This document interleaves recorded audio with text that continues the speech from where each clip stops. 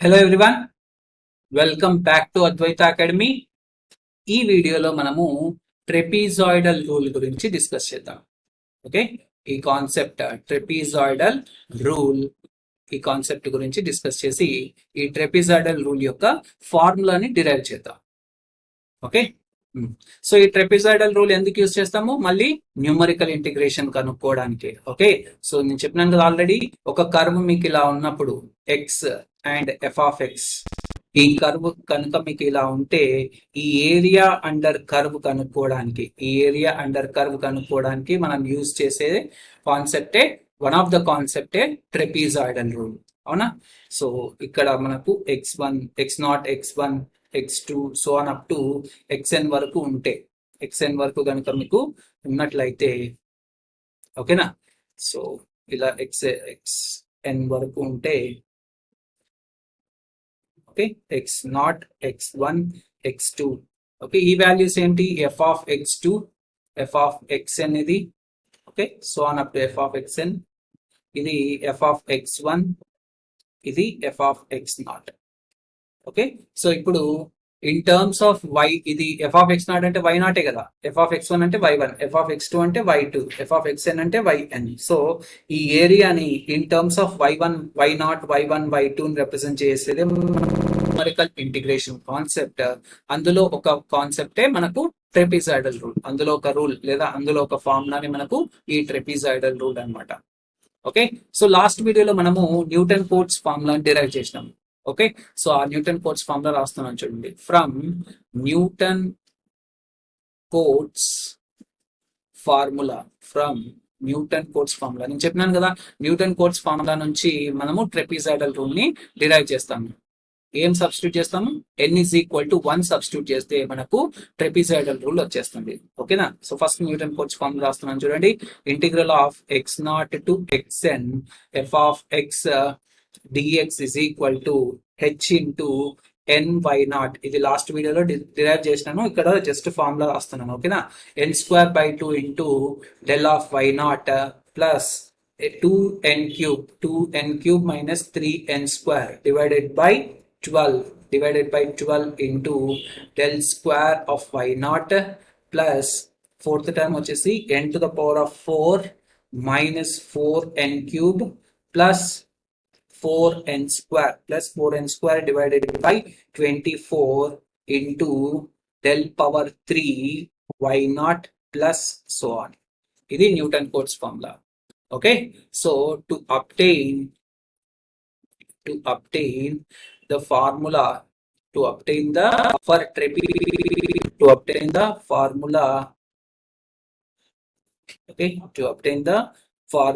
for trapezoidal rule మనం ఏం substitute చేయాలి? Substitute n is equal to 1 in the above formula, Newton Cotes formula. ఈ పైన ఉన్న న్యూటన్ కోట్స్ ఫార్ములాలో n is equal to 1 substitute చేస్తే మనకు ట్రెపీజాయిడల్ రూల్ యొక్క ఫార్ములా వస్తుంది. ఓకేనా? చూడండి, ఇక్కడ ఇంకొక చిన్న కన్సిడరేషన్. ఇప్పుడు suppose n is equal to 1 అంటున్నాము. n is equal to 1 అంటే, సో మనకు x0 ఎక్కడి నుంచి ఎక్కడి వరకు ఉంది? x0 to xn. అవునా? x0 నుంచి xn వరకు కన్సిడర్ చేస్తున్నాం. కానీ ఇక్కడ ట్రెపీజాయిడల్ రూల్ లో మనం n is equal to 1 అనుకుంటున్నాం కదా, కాబట్టి n is equal to 1 అన్నప్పుడు x0 x1 మాత్రమే పాయింట్స్ ఉంటాయి, అంతే కదా. n is equal to 1 కాబట్టి x0 ఉంటుంది, x0 నుంచి xn వరకు అంటున్నాం. కానీ ఇక్కడ n1 కాబట్టి x0 నుంచి x1 వరకు, అంటే రెండే పాయింట్స్ ఉంటాయి అన్నమాట, x0 x1. అర్థమవుతుందా? మనకు టేబులర్ ఫామ్ ఇచ్చినారు కదా, ఇంటర్పోలేషన్ లో మనం నేర్చుకున్నాం కదా, టేబులర్ ఫామ్ లో ఇచ్చినప్పుడు x0 x1 మాత్రమే ఉంటాయి. సో x0 x1 మాత్రమే ఉన్నప్పుడు మనకు y0 y1 మాత్రమే ఇక్కడ ఉంటుంది. ఎప్పుడైతే మీకు రెండే పాయింట్స్ ఉన్నప్పుడు ఇక్కడ ఎక్కడి వరకు రాస్తాము మనము? డిఫరెన్స్ టేబుల్ ఎలా ఉంటుంది? x y డెల్ y మాత్రమే ఉంటుంది, అంతే కదా. ఇక్కడ రెండు ఉంటే, ఇక్కడ 2 టర్మ్స్ మాత్రమే లేదా 2 పాయింట్స్ మాత్రమే ఉంటే ఇక్కడ మనం y డెల్ y రాస్తాం, అంతే కదా. ఇక్కడ 7 ఉంటే డెల్ పవర్ 6y వరకు రాస్తాము, అవునా. ఇక్కడ 2 పాయింట్స్ మాత్రమే ఉంది కాబట్టి డెల్ y వరకు మాత్రమే వస్తుంది. అంటే ఇక్కడ మనకు ఈ డెల్ వై నాట్ మాత్రమే వస్తుంది. ఇదే మనకు డిఫరెన్స్ టేబుల్ అయిపోతుంది ఎప్పుడు n ఈజ్ ఈక్వల్ టు 1 ఉన్నప్పుడు. ఇప్పుడు ఇక్కడ n ఈజ్ ఈక్వల్ టు 1 కదా మనం తీసుకునేది, అవునా? ఈ న్యూటన్ కోట్స్ ఫార్ములాలో n is equal to 1 substitute చేస్తే మనకు ట్రెపిజాయిడల్ రూల్ ఫార్ములా వస్తుంది అని చెప్పుకున్నాం. కాబట్టి ఇక్కడ మనకు మీరు గుర్తుపెట్టుకోవాల్సిన ఇంపార్టెంట్ పాయింట్ ఏంటంటే మనకు ఫార్ములాలో ఓన్లీ డెల్ వై వరకు మాత్రమే ఉంటుంది. కాబట్టి ఈ జనరల్ ఫార్ములాలో మనకు ఈ టర్మ్ ఉండదు, ఈ టర్మ్ కూడా ఉండదు, అండ్ హైయర్ ఆర్డర్ టర్మ్స్ ఎట్లాగూ ఉండవు. ఈ టర్మ్స్ లేవంటే ఇంకా del power 4 y naught, del power 5 y naught, so higher order terms ఉండవు. కాబట్టి మీరు ట్రెపిజాయిడల్ రూల్ యొక్క ఫార్ములాని డిరైవ్ చేయాలనుకున్నప్పుడు మనకు ఈ term, first term, second term మాత్రమే ఉంటాయి. ఎందుకంటే వై నాట్ ఉంటుంది, డెల్ వై నాట్ కూడా ఉంటుంది. ఎందుకంటే ఇక్కడ n ఈజ్ ఈక్వల్ టు 1 తీసుకుంటున్నాము. కాబట్టి మీరు గుర్తుపెట్టుకోవాల్సింది ఏంటి, ఫస్ట్ 2 టర్మ్స్ మాత్రమే వస్తాయి. ఓకేనా? ఇప్పుడు చూడండి ఈ ఫార్ములా ఏమైపోతుంది, x0 టు xn ఉంది, కానీ ఇక్కడ n ఈజ్ ఈక్వల్ టు 1 కాబట్టి x0 టు x1 రాయొచ్చు, అవునా? సో x0 టు, నేను ఇప్పుడు ఆ ఫార్ములా డిరైవ్ చేస్తున్నాను చూడండి, x0 టు x1 dx రాస్తున్నాను. ఎందుకు రాస్తున్నాను ఇక్కడ, సారీ, x0 టు x1 into f of x dx అనమాట. ఎందుకు xn ప్లేస్ లో x1 రాస్తున్నాను, ఎందుకంటే n ఈజ్ ఈక్వల్ టు 1 కాబట్టి. బాగా అర్థం చేసుకోండి, ఓకేనా? x0 టు x1 f of x dx is equal to h into, చూడండి ఫార్ములాలో n is equal to 1 substitute చేయండి. n is equal to 1 substitute చేస్తే ఇది ఏమైపోతుంది, first term 1 into y naught, 1 into y naught అంటే కూడా వై నాటే కదా, కాబట్టి వై నాట్ అయిపోతుంది. ప్లస్ సెకండ్ టర్మ్ చూడండి, మనకు వచ్చేవే ఈ రెండు టర్మ్స్, అర్థమవుతుందా? ఫస్ట్ సెకండ్ టర్మ్ మాత్రమే. ఈ టర్మ్స్ లో కూడా n is equal to 1 substitute చేస్తున్నా. సో ఇక్కడ ఏమైతుంది, n²/2 ఉంది అంటే 1/2, n అంటే 1 కాబట్టి 1²/2, 1²/2 అన్నా కూడా 1/2నే, 1/2 ఇంటూ డెల్ వై నాట్ వస్తుంది. ఓకేనా? 1/2 ఇంటూ డెల్ వై నాట్ వస్తుంది. మళ్ళీ డెల్ వై నాట్ అంటే ఏంటి, ఈ రెండింటి మధ్య డిఫరెన్సే కదా, y1 కి y0 కి మధ్య డిఫరెన్సే కదా. సో డెల్ వై నాట్ అంటే మనకేంటి, y1 మైనస్ y0 కదా. మనం డిఫరెన్స్ టేబుల్ లో కూడా ఈ రెండింటి డిఫరెన్స్ ఇక్కడ రాస్తాం, అవునా? So del y naught is equal to y1 minus y0 కదా, కాబట్టి అది సబ్స్టిట్యూట్ చేస్తున్నాను చూడండి. ఇప్పుడు h into y0 plus 1/2 into y1 minus y0, అప్పుడు h ఇంటూ y0 ప్లస్ ఇదేం రాయొచ్చు, 1/2 into y1 minus 1/2 into y0, 1/2 into y0. So is equal to h into, ఇప్పుడు చూడండి ఇదేమో y0 మైనస్ 1/2 y0, y0 లో నుంచి హాఫ్ y0 పోతే మనకి ఇంకా హాఫ్ y0 ఉంటుంది, కాబట్టి 1/2 y0 ప్లస్ 1/2 y1 అయిపోతుంది. ఈ 1/2ని బయటికి రాయండి, బయటికి కామన్ తీయండి, 1/2ని కామన్ తీస్తే ఈ h తో మల్టిప్లై అయిపోతుంది కదా, h ఇంటూ 1/2 అంటే h/2 రాయొచ్చు. 1/2 ఎప్పుడైతే మీరు కామన్ తీసినారో h తో మల్టిప్లై అయిపోతుంది కదా, h ఇంటూ 1/2 అంటే h/2, లోపల ఏం మిగులుతుంది, y0 ప్లస్ y1 అయిపోతుంది. y0 ప్లస్ y1 చూడండి, ఇంటిగ్రల్ ఆఫ్ x0 టు x1 f of x dx అంటే మనకు h/2 into y0 plus y1 వచ్చింది. ఓకేనా? సిమిలర్లీ ఇప్పుడు మనకు న్యూమరికల్ ఇంటిగ్రేషన్ లో ఓన్లీ రెండు పాయింట్స్ మాత్రమే ఉండవు కదా, అవునా? సో ఈ న్యూమరికల్ ఇంటిగ్రేషన్ లో మనకు రైట్, సో ఇక్కడ x0 ఇక్కడ స్టార్ట్ అయింది అనుకోండి, x1 ఇక్కడ ఉంటుంది, అండ్ నెక్స్ట్ x2 కూడా ఉంటుంది కదా, x2, x3,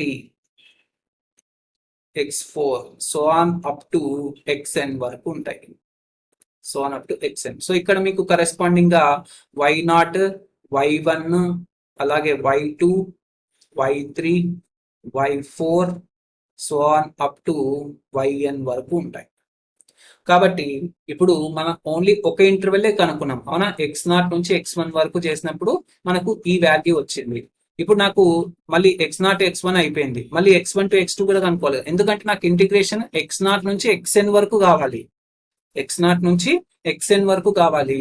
కాబట్టి సో సిమిలర్లీ మనం ఎలా రాయొచ్చు, similarly integral of x1 to x2, ఇప్పుడు సెకండ్ ఇక్కడ ఈ ఇంటర్వల్, ఈ గ్యాప్, ఓకే, ఈ ఏరియా అన్నమాట, ఇక్కడ నుంచి ఇక్కడ వరకు ఈ ఏరియా, ఓకే.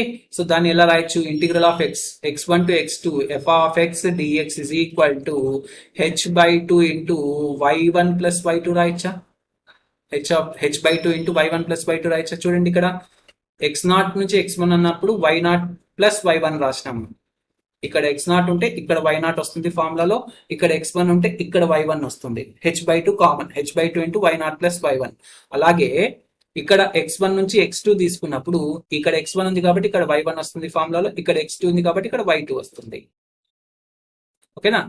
అలాగే suppose x2 to x3 third x2 వరకు ఈ ఏరియా అన్నమాట. ఈ ఏరియాని కనుక మీరు కన్సిడర్ చేసుకుంటే అప్పుడు f ఆఫ్ x dx ఏమొస్తుంది? h/2 into y2 plus y3 వస్తుంది. ఇక్కడ x2 ఉంటే ఇక్కడ y2 వస్తుంది ఫార్ములాలో, ఇక్కడ x3 ఉంది కాబట్టి ఇక్కడ y3 వస్తుంది. And so on last xn వరకు వస్తుంది అనమాట. ఇలాగే మనకు xn వరకు వస్తుంది. అర్థమవుతుందా?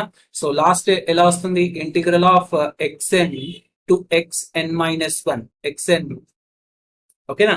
xn నుంచి లేదా సారీ ఇక్కడ కింద xn మైనస్ 1 కదా, ఫైనల్ గా xn రావాలి మనకి, అవునా? సో xn మైనస్ 1 నుంచి xn వరకు అన్నప్పుడు f ఆఫ్ x dx ఏమైతుంది? h/2 into yn minus 1 plus yn అయిపోతుంది.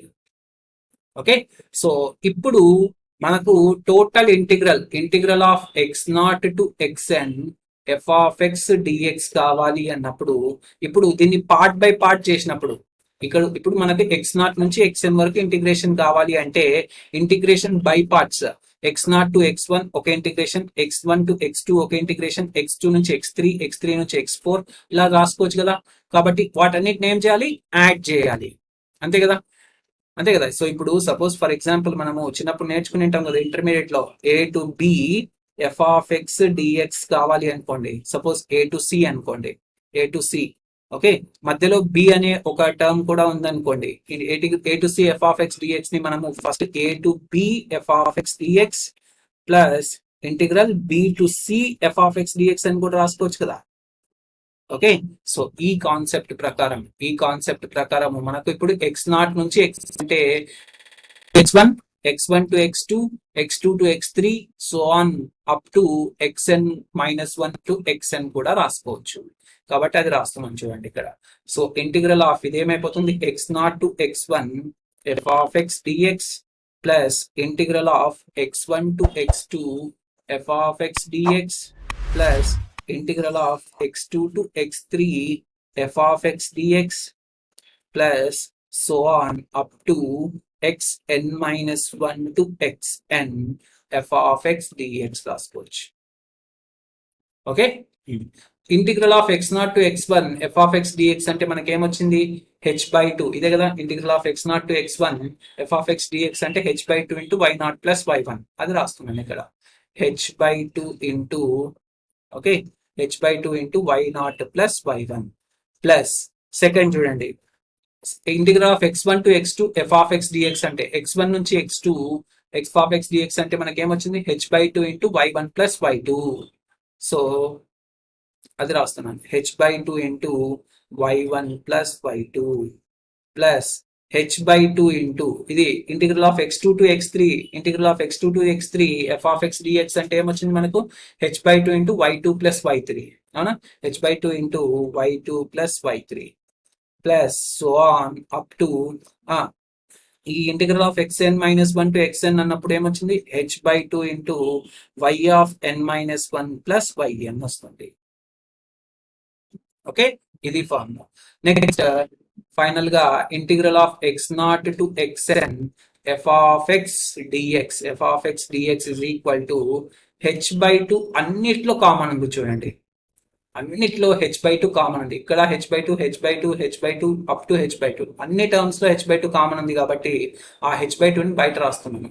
ఇప్పుడు మీరు అబ్జర్వ్ చేస్తే y1 మీకు ఎన్నిసార్లు వచ్చింది? 2 సార్లు వచ్చింది. y2 ఎన్నిసార్లు వచ్చింది? 2 సార్లు వచ్చింది. y3 కూడా 2 సార్లు వస్తుంది అనమాట. ఓకే, సో ప్రతి టర్మ్ మనకు 2 సార్లు వస్తుంది ఎక్సెప్ట్ ఈ ఫస్ట్ టర్మ్ లాస్ట్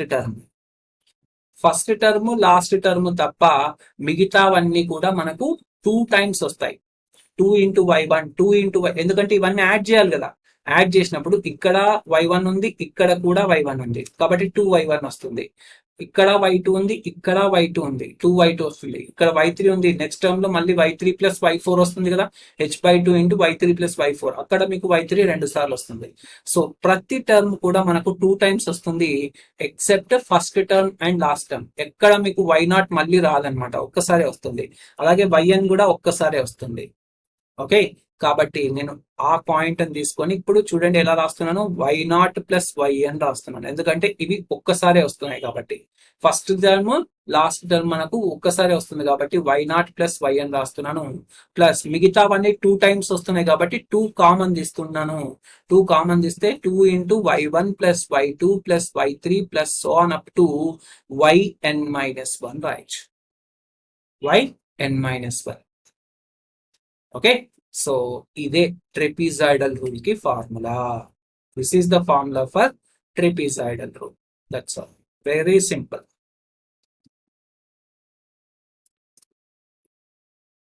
ఓకేనా? So this is the formula for trapezoidal rule. Okay, so ఈ ఫార్ములాని గుర్తుపెట్టుకోండి. ప్రాబ్లమ్స్ ఎలా సాల్వ్ చేయాలనేది మనం ప్రాబ్లమ్స్ అప్పుడు డిస్కస్ చేద్దాం. ఓకే, సో ఎలా వచ్చింది అనేది అర్థమైంది కదా. జస్ట్ ఇక్కడ మనము n=1 తీసుకుంటున్నాము. n=1 తీసుకున్నప్పుడు ఈ థర్డ్ టర్మ్, ఈ ఫోర్త్ టర్మ్ రావన్నమాట. ఓన్లీ ఫస్ట్ 2 టర్మ్స్ వస్తాయి, ఫస్ట్ 2 టర్మ్స్ మాత్రమే వస్తాయి. ఓకేనా? సో ఆ 2 టర్మ్స్ లో కూడా n=1 సబ్స్టిట్యూట్ చేస్తే మనకు integral of x0 to x1 మనకు h/2 integral of x0 to x1 f(x) dx మనకు h/2 into y0 plus y1 వస్తుంది. ఓకే, కొద్దిగా సబ్స్టిట్యూషన్స్ తీసుకుంటే ఏంటది, డెల్ ఆఫ్ y0 అంటే y1 మైనస్ y0. ఇవన్నీ మనకు తెలిసినవి సబ్స్టిట్యూట్ కరెక్ట్ గా చేస్తే మనకి ఈ ఫార్ములా వస్తుంది. అలాగే మళ్ళీ మనం x1 to x2 కనుక ఇదే ఫార్ములాని అప్లై చేస్తే మనకు h/2 into y1 plus y2 వస్తుంది. x2 to x3 చేస్తే h/2 into y2 plus y3 so on xn-1 to xn f(x) dx మనకు h/2 into yn-1 plus yn వస్తుంది.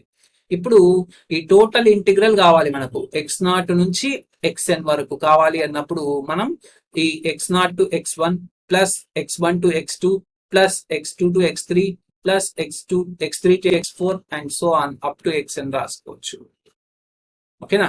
అలా రాయడం వల్ల ఈ ఫార్మ్ అనేది వచ్చింది. జస్ట్ h/2 కామన్ తీయండి. h/2 కామన్ తీస్తే ప్రతి టర్మ్ 2 టైమ్స్ రిపీట్ అవుతుంది, except first and last term కాబట్టి y0 ప్లస్ yn రాసేసి మిగతావన్నీ 2 టైమ్స్ రిపీట్ అయింది కాబట్టి 2 ఇంటూ రాస్తున్నాము. 2 into y1 plus 2 into y2 plus 2 into y3. So ఆ 2 కామన్ తీస్తే 2 into y1 plus y2 plus y3 so on up to yn-1. అంతే, చూడండి ఇది ట్రెపిజాయిడల్ రూల్. ఓకే, అర్థమైంది కదా. So this is the formula for trapezoidal rule. Okay, so next వీడియోలో మనము Simpson's 1/3 rule కి ఫార్ములాని డిరైవ్ చేద్దాం. ఓకే, సో ఎలా డిరైవ్ చేస్తాం, అక్కడ n=2 తీసుకుంటాం అంతే. n=2 తీసుకొని సేమ్ ఇదే ప్రొసీజర్ ఫాలో అయ్యి n=2 తీసుకొని సింప్సన్స్ 1/3 రూల్ కి ఫార్ములాని మనం నెక్స్ట్ వీడియోలో డిరైవ్ చేద్దాం. ఓకేనా? Right.